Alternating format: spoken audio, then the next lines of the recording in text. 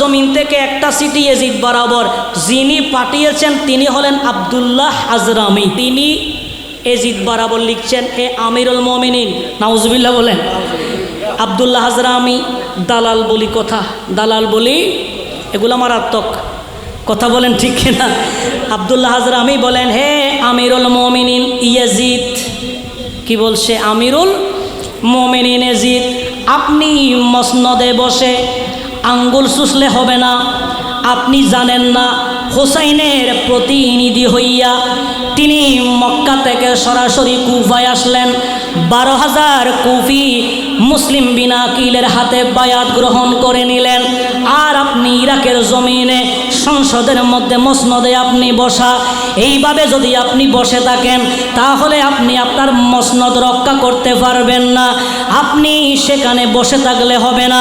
এই কুফার জমিনের যিনি গভর্নর নুমান ইবনে বশির যিনি, তিনিও মুসলিম বিন আকিলের আগমনে একেবারে চুপচাপ হয়ে গেলেন, তার বিরুদ্ধে কোনো কথা বলে না।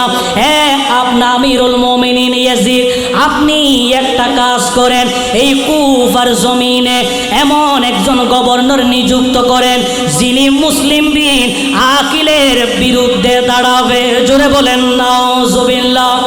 এবার ইয়াজিদ আব্দুল্লাহ হাজরামির সিটি খানা পাওয়ার পরে ইয়াজিদ এবার ইরাকের জমিন থেকে আর একটা সিটি তিনি বসরা বরাবর পাঠিয়ে দিলেন। জোরে বলেন নাউজুবিল্লাহ। বসরার গভর্নরের নাম ওবায়দুল্লাহ ইবনে জিয়াদ। এবার আসেন ওবায়দুল্লাহ ইবনে জিয়াদ, আমি বলছি বাবা যদি ভালো হয় ছেলে, আরো যারা বন্যা ছেলে ভালো হয়, মা যদি ভালো হয় মেয়ে ভালো হয়, মা বাবা দুইজন যদি ভালো হয় ছেলে আল্লাহর ওলি হয়। কথা বলেন ঠিক কিনা? মা বাবা যদি টিকটক করে ছেলেও, আরো যাব না, ছেলেও টিকটক আছে না নাই? বাবা যদি টিকটক করে, বাবা যদি স্ত্রীকে বলে টিকটক করো, যে সন্তানগুলো আসবে ওই সন্তানও টিকটক করে। কথা বলেন ঠিক কিনা? এই জন্য আমার ভাইয়ের আজকে শুহাদায়ে কারবালার মাহফিল করে এটা বুঝিয়েছেন, হুসাইনের মনকাবাত পড়ো, হুসাইনের ভালোবাসার কথা শোনো, হুসাইনের আলোচনাগুলি শোনো, কারবালার আলোচনাগুলি শোনো, সেখান থেকে তোমরা শিক্ষা নাও। দেখবা যে তোমার পরিবার থেকে, রাষ্ট্র থেকে, রান্নাঘর থেকে পার্লামেন্ট পর্যন্ত সমস্ত জায়গাগুলি নবীর আদর্শে গড়ে উঠবে। কথা বলেন ঠিক না? তাহলে ইয়াজিদ চিঠি লিখছেন কোন বরাবর? আরো যাব না, কোন বরাবর? বসরা বরাবর। বসরার গভর্নর ছিলেন ওবায়দুল্লাহ ইবনে জিয়াদ। এই ওবায়দুল্লাহ ইবনে জিয়াদ বরাবর চিঠি লিখে দিলেন। তিনি পড়লেন চিঠিটা, পড়ার পরে তিনি বলছেন, বলে এটা তো ইয়াজিদ আমিরুল মুমিনিন ইয়াজিদ আমার কাছে পাঠাইছে।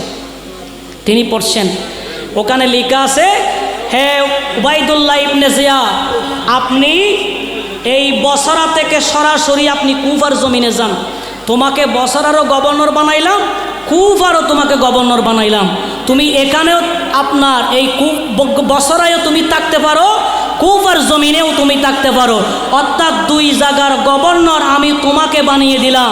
তুমি এই বসরা ছেড়ে সরাসরি কুফার জমিনের দিকে রওনা দাও। জোরে বলি নাউজুবিল্লাহ।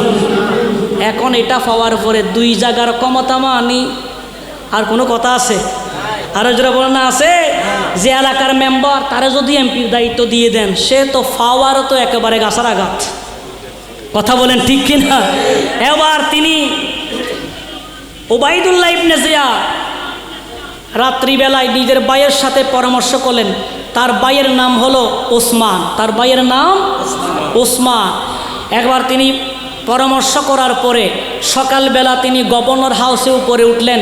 উঠার পরে বলছেন, এ বসরাবাসী শোনো, বলে আমাকে আমিরুল মুমিনিন ইয়াজিদ আমাকে চিঠি লিখে দিলেন, আমি বসরারও গভর্নর, কুফারও গভর্নর। আমি এই বসরা ছেড়ে কুফার জমিনের দিকে আমি যাব।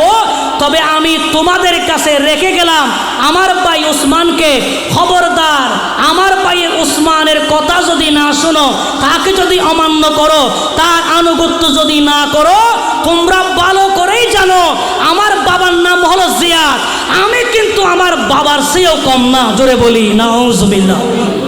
এভাবে হুমকি দিলেন, ওসমানকে বসাই দিলেন। ওসমানকে বসানোর পরে ওবাইদুল্লাহ ইবনে জিয়াদ বসরা থেকে এবার কুফার উদ্দেশ্যে রওনা দেবেন। জোরে বলি নাউজুবিল্লাহ।